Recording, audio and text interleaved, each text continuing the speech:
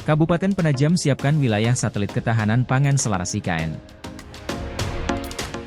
Pemerintah Kabupaten Penajam Pasir Utara, Provinsi Kalimantan Timur, menyusun perubahan rencana tata ruang wilayah, RT/RW, dan rencana detail tata ruang, RDTR, menyiapkan wilayah satelit serta ketahanan pangan untuk menyelaraskan dengan pembangunan dan perkembangan Ibu Kota Nusantara, IKN.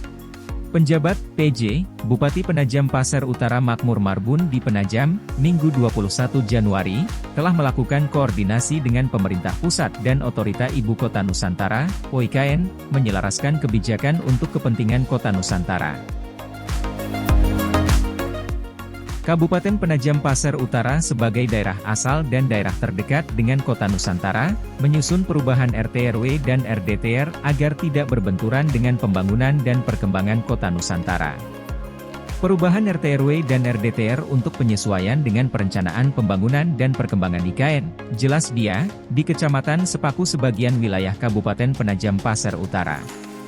Perubahan RT/RW dan RDTR ditargetkan cepat disahkan menjadi peraturan daerah, Perda, definitif, sebagai dasar investor berinvestasi di Kabupaten Penajam Pasir Utara, tambah Makmur Marbun. Pada perubahan RT/RW dan RDTR itu, lanjut Asisten 2 Bagian Pembangunan dan Perekonomian Sekretariat Daerah Pemerintah Kabupaten Penajam Pasir Utara Niko Herlambang, disiapkan wilayah satelit dan wilayah ketahanan pangan. Pemerintah Kabupaten Penajam Pasir Utara menetapkan Kecamatan Waru serta Babulu sebagai wilayah pertanian, perkebunan, perikanan dan permukiman pada perubahan RT/RW dan RDTR. Kecamatan Waru dan Babulu ditetapkan jadi daerah utama pertanian, perkebunan dan periklanan untuk ketahanan pangan, katanya.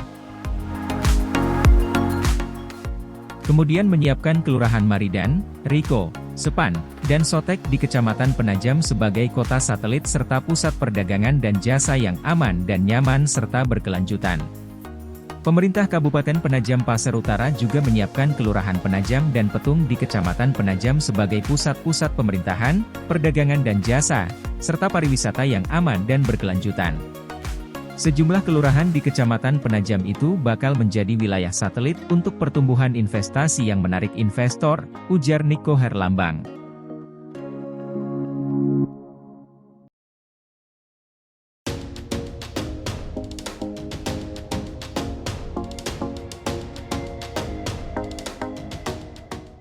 Empat perusahaan Jepang tertarik kembangkan bandara pintu masuk IKN. Epang melalui Ministry of Land, Infrastructure, Transport and Tourism, MLIT, dalam acara-acara Air Transportation Working Group, ATWG, pada 18 hingga 20 Januari 2024 di Bandung menyampaikan ketertarikan beberapa perusahaan Jepang dalam pembangunan dan pengoperasian bandara di Indonesia. Khususnya yaitu Bandar Udara Sultan Haji Muhammad Sepinggan, Balikpapan. Direktur Bandar Udara Ditjen Perhubungan Udara Kemenhub Lukman F. Laisa menyampaikan Jepang memperkenalkan 4 perusahaannya yaitu Japan Airport Terminal, Jalus Inc., Taisei, dan Secom. Jadi 4 perusahaan tersebut menyampaikan ketertarikan dan keinginan untuk melakukan kerjasama dalam pengembangan bandar udara di Indonesia, khususnya di Balikpapan untuk meningkatkan fungsi Bandar Udara Sultan Haji Muhammad Sepinggan di Balikpapan sebagai pintu masuk Ibu Kota Nusantara, kata Lukman dalam pernyataan tertulisnya Sabtu, 20 Januari 2024. Dia menuturkan, keempat perusahaan tersebut berpengalaman dalam pembangunan dan pengoperasian bandar udara utama di Jepang. Beberapa di antaranya seperti Haneda Airport dan Narita Airport serta beberapa bandara di luar Jepang seperti Beijing International Airport di Cina dan New Ulaanbaatar Airport di Mongolia. Lukman menambahkan pengalaman Jepang dalam hal teknologi dan keahlian sangat luas, khususnya dalam pengembangan dan pengoperasian bandara di Jepang dan luar negeri. Ini diharapkan dapat membantu mengembangkan industri penerbangan di Indonesia, ucap Lukman. Selain itu turut dibahas adalah proposal Indonesia untuk meningkatkan rute ke Jepang dan penjelasan terkait Indonesia State Safety Program. Selain itu juga paparan perkembangan penggunaan bahan bakar alternatif untuk penerbangan Sustainable Aviation Fuel atau bioaftur di Indonesia. Kegiatan ini sangat bermanfaat sebagai ajang diskusi dan saling bertukar pengalaman antar kedua negara, Harapannya selain dapat mengembangkan dunia penerbangan di kedua negara, juga dapat meningkatkan hubungan baik antara Indonesia dan Jepang, ungkap Lukman.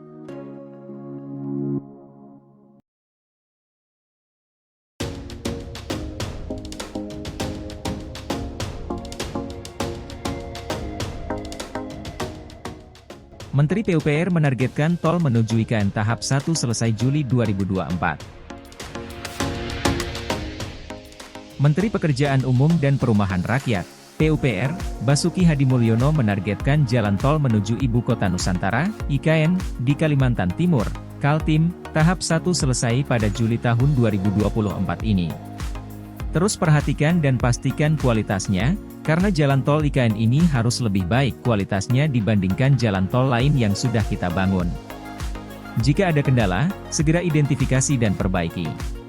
Pada Juli 2024 harus sudah selesai untuk tahap 1 dan bisa dioperasikan, kata Basuki, di Jakarta, Jumat. Dia mengatakan, jaringan jalan tol ini menghubungkan kota Balikpapan dengan kawasan inti pusat pemerintahan, KIP, IKN di Penajam Pasir Utara, utamanya melintasi jalan tol IKN dan jembatan Pulau Balang. Untuk tahap 1, pembangunan jalan tol IKN saat ini sudah berjalan pada 3 seksi, yakni seksi 3A Karangjo Angkakate Karyangau sepanjang 13,4 km dengan progres 48%, seksi 3B KKT Karyangau Simpang Tempadung sepanjang 7,3 km dengan progres 57%, dan seksi 5A Simpang Tempadung Jembatan Pulau Balang sepanjang 6,7 km dengan progres 67%. Ketiga seksi ini ditargetkan rampung dan fungsional pada Juli 2024. Sedangkan untuk seksi 6A Riko Rencana Outer Ring Road IKN dan seksi 6B Rencana Outer Ring Road Simpang 3 ICI saat ini juga sudah dimulai pengadaan tanah dan konstruksinya dengan progres 4,8% pada seksi 6A dan 17,5% pada seksi 6B. Jalan tol IKN ini akan mempersingkat jarak tempuh dari Balikpapan menuju KIP IKN yang semulanya apabila melewati jalan tol Balikpapan Samarinda, Balsam, dan lintas Sepaku membutuhkan waktu sekitar 2 jam 15 menit dengan jarak 95 km, menjadi hanya sekitar 45 menit dengan jarak 57 km. Pada jalan tol ini juga ditanami pohon-pohon endemik Kalimantan di sepanjang sisi kanan kiri jalan, sesuai prinsip IKN sebagai kota hutan dan kota pintar, Smart Forest City.